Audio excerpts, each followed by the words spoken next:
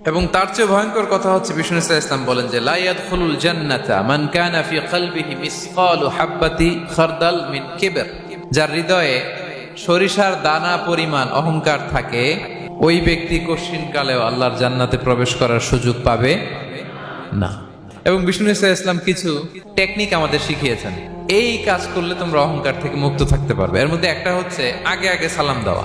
তিনি বলেন আল বাদিউ বিসসালামি বারিউম মিনাল কিবর, যে আগে আগে সালাম দেয় তার হৃদয় থেকে আল্লাহ অহংকার তুলে নেয়। ফোন করলেই আগে কি বলবেন?